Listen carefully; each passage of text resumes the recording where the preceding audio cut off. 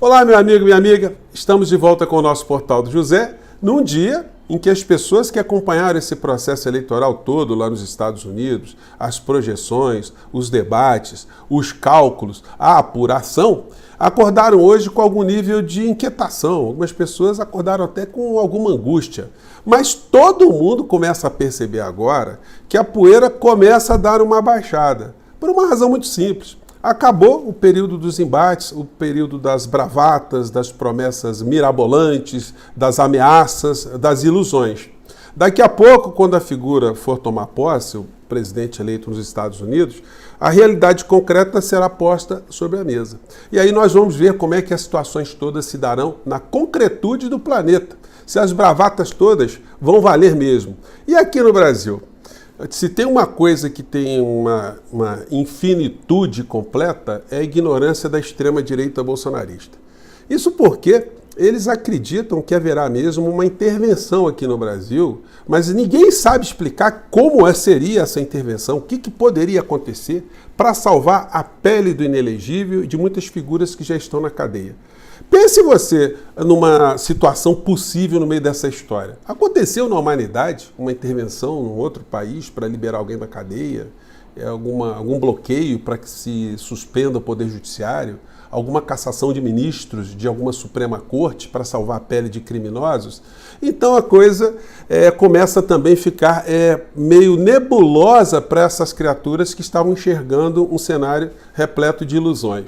Eu vou mostrar aqui para vocês algumas das situações que podem deixar a gente até num nível de tranquilidade, né? A gente não pode ficar, mas a ignorância é tão grande que você fala, não dá para sequer combater esse tipo de situação, mas acontece que tem milhões de pessoas que acreditam nessas maluquices todas. Bom, eu vou atualizar aqui as últimas informações, trazer aqui alguns fatos muito importantes, mas antes de mais nada, é sempre muito importante convidar você que está chegando agora no nosso portal e não nos conhecia, se inscreva agora com a gente, conheça também os nossos outros vídeos. Se você gostar, compartilhe, recomende e nunca se esqueça de dar o seu precioso joinha, o seu comentário, se puder, venha também para o nosso clube de membros. Você que é muito bem-vindo e muito bem-vinda.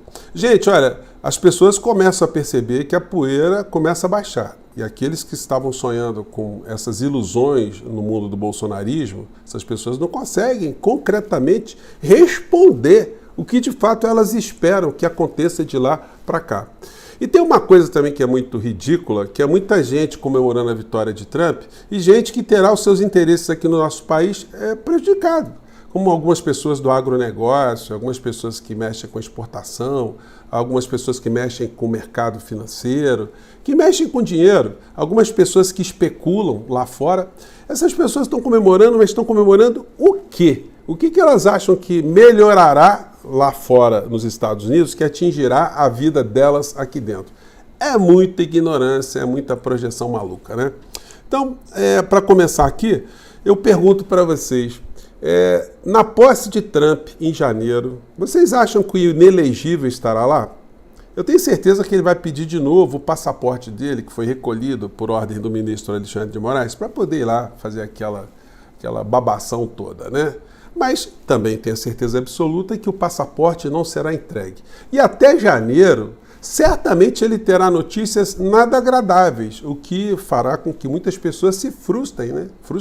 Ainda mais com a impossibilidade do presidente norte-americano fazer alguma coisa para salvar a pele dessas criaturas. A fila seguirá andando, embora em ritmo muito lento, em função do senhor Paulo Gonet não acelerar essa fila. Muito pela falta de cobrança geral também, que não acontece em relação à Procuradoria-Geral da República.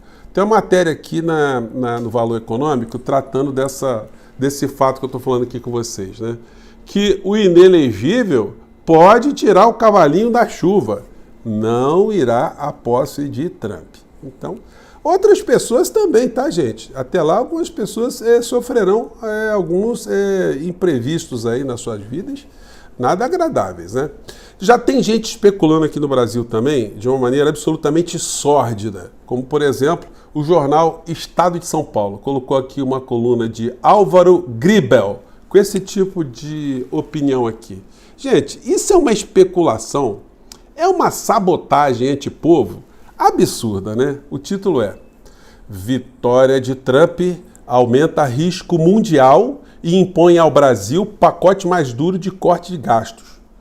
O corte de gastos, meu amigo e minha amiga, leia-se cortar dinheiro da saúde, cortar dinheiro da educação, cortar dinheiro de aposentado, cortar dinheiro de segurança pública, cortar dinheiro de habitação, de transporte, ou seja, ferrar o povo.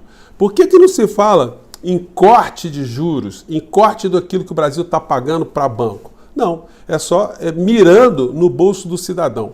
Agora, isso impõe também ao presidente da República muitos alertas. Não dá para seguir a política que nós estamos vendo aqui no Brasil, desse acordão todo com o mercado, o ministro Haddad tentando fazer agrado à Faria Lima, ao mercado financeiro, ao rentismo, aos especuladores, porque essa gente jamais estará ao lado dos interesses do povo. Eles querem ver a cabeça de Lula, a cabeça de Haddad, eles sabem que nunca poderão confiar integralmente, eles querem mais, mais e mais. Então, se eles puderem lá na frente, em qualquer turbulência, ajudar a derrubar, eles vão fazer isso. Agora, o presidente do nosso país precisa estar cada vez mais esclarecido, cada vez mais informado, que aconteceu um fenômeno muito parecido na Argentina. O governo lá tentou negociar, o governo tentou seguir todos os regramentos do Fundo Monetário Internacional, dos banqueiros. O candidato à sucessão de Alberto Fernandes foi o ministro da Economia, o Sérgio Massa, e o que aconteceu? O povo se sentiu muito desalentado, o povo não ficou satisfeito com as coisas que estavam acontecendo e votou no aventureiro, no picareta, no psicopata Milei. E o que aconteceu agora nos Estados Unidos? Algo muito parecido. Os indicadores econômicos lá nos Estados Unidos estavam muito estáveis. Só que o povo norte-americano não se sentiu bem, não estava sentindo algum tipo de melhoria concreta. Vindo um bombardeio midiático, um bombardeio de pânico moral sobre essas pessoas, como elas não perceberam uma melhoria concreta, uma melhoria avassaladora nas suas vidas, muitos acabaram também se desencantando, se desiludindo e votando também na figura de Trump com todos os defeitos que a figura tem, com todas as pechas que recaem sobre a criatura. Então isso acende um alerta para nós aqui no Brasil muito grande. O presidente da República ele foi eleito para cumprir uma série de pautas e para enfrentar uma série de situações que dizem respeito à desigualdade aqui no nosso país. Então, quando a gente vê esse discurso aqui tentando arrastar o presidente da República para cortar gastos da saúde, da educação, tudo aquilo que é contra tudo aquilo que nós lutamos e que ele sempre lutou também, aí a gente tem que arrastar o presidente para o lado de cá. Forçar a barra, né, gente? Porque a impressão que a gente tem é que o presidente está meio isoladão. Não tem ninguém que fale alguma coisa mais dura, o presidente, que faça algum alerta, que dê uma chacoalhada. Comentei aqui com vocês a declaração que ele fez às vésperas das eleições, opinando ali a favor de Kamala Harris, dando uma sapatada muito grande no Trump. Embora nós, enquanto pessoas, tenhamos a nossa opinião idêntica à do presidente da República, mas ali foi uma situação que careceu ali de estar cercado ali de pessoas para falar, presidente, olha só, segura a onda aí, olha, ou fazer uma prévia, né, olha, o senhor vai falar para uma TV francesa, olha, certamente eles vão abordar isso aqui, fazer um briefing, né, gente? O que parece é que o presidente está absolutamente isolado, ele parece que olha para o lado, não vê ninguém para dar um apoio em qualquer tipo de enfrentamento, e aí a gente vai retroalimentando essa situação que eu chamo aqui no nosso papo sempre, né, de bundamolismo. Todo mundo fica conformado, não dá para fazer nada porque o Congresso é contra, não dá para fazer nada porque os veículos de comunicação são contra, não dá para fazer nada porque as igrejas evangélicas são contra. Então, para que a gente elegeu o presidente do nosso país? Se é para não fazer absolutamente nada, se é para se comportar conforme se comportaram outros, e a lição que o mundo deu foi a vitória da extrema-direita, aí complica, né? Um portal como o nosso aqui tem esse papel de tentar chacoalhar. Nós apoiamos integralmente o governo, mas nós temos a obrigação de alertar que esse tipo de situação que aconteceu nos Estados Unidos, se nós não fizermos um enfrentamento direto, diário, de todas as frentes progressistas, os humanistas, a esquerda aqui no nosso país. Em 2026, nós vamos ver um aventureiro, um Pablo Marçal, aparecendo aí e roubando o coração e as mentes das pessoas, né? Então, é muito importante que a gente pontue essas coisas e que o governo se movimente. O senhor Paulo Pimenta, finalmente, arraste o presidente Lula para escutar a sociedade todos os dias, para se comunicar com a sociedade, para tentar fazer pressão junto com o povo brasileiro para que algumas pautas no Congresso Nacional sejam enfrentadas, porque com essa percepção que não dá para fazer nada, aí que nada mesmo acontecerá no nosso país, né? Vamos pegar aqui uma fala que dá a demonstração para todos nós dessa abissal ignorância da extrema-direita. Não vou colocar nem a cara da figura, vou colocar só o áudio, gente. Escutem só. Vai entrar para a história como a grande virada do jogo quando o sistema foi derrotado por uma pessoa. É como se nós estivéssemos vendo agora uma luz, ou melhor, não, um farol brilhante no fim do túnel. Já sabem quem está falando, né? O deputado de extrema-direita, o Gustavo Gaia. Então, a esquerda foi derrotada. Kamala Harris era esquerda? Bom, vamos lá. Trump não apenas ganhou as eleições nos Estados Unidos, ele destruiu a esquerda. E eu vou te mostrar uma coisa, vamos lá, para você entender a magnitude, a grandiosidade do que aconteceu. Gente, eu vou falar uma coisa para vocês. Não dá para saber se é uma ignorância profunda, se é mau caratismo, se é loucura. Não dá para saber, né? Porque é uma aberração tão grande.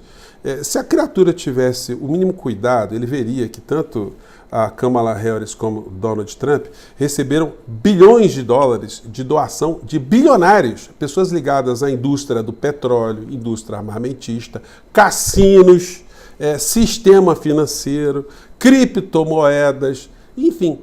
O que essas figuras têm de esquerda e direita? Você tem bilionários dos dois lados. Eles estavam ali defendendo interesses do capitalismo norte-americano. Então, acontece que no campo da Kamala Harris tinham propostas ali do campo civilizatório, defendendo direitos humanos, ou pelo menos parte de direitos humanos, porque na política externa, o que nós vimos que os governos norte-americanos fazem ao longo da sua história é patrocinar todo tipo de guerra, de conflito, de genocídio, de massacre, de invasão, de colonização, de destituição de governos, enfim. Então, mas pelo menos no discurso, o discurso era mais racional, do ponto de vista de intenções para serem jogadas para a humanidade. A questão ambiental, a questão de respeitar o gênero, respeitar a diversidade, respeitar o meio ambiente, as questões, reconhecer que estamos tendo um problema climático. Então, essa era a diferença que havia entre as duas candidaturas.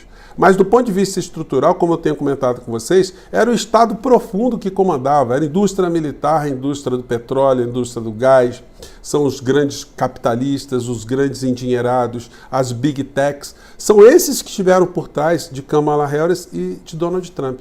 E agora essa gente vai ficar em parafuso, essa gente da extrema-direita, porque eles nutriram muitas expectativas, as expectativas lentamente vão ser dissipadas e vão ver que no final da história eles vão ficar torcendo por uma mudança de cenário, mas já na Papuda, na Colmeia ou em Bangu 8, né? Bom, eu vou ficando por aqui, gente. Eu acho que já abordamos os temas de hoje, já está muita gente que já está recuperando, né, a sua expectativa da gente voltar a uma normalidade. Passou já essa eleição, passou o susto, e agora filas que andam e vamos tomar conta aqui no nosso país e nos preparar para qualquer tipo de turbulência que venha de lá para cá, né? Vamos acompanhar, não adianta a gente sofrer antes do acontecimento, né? E não dá nem para a gente sofrer não, gente.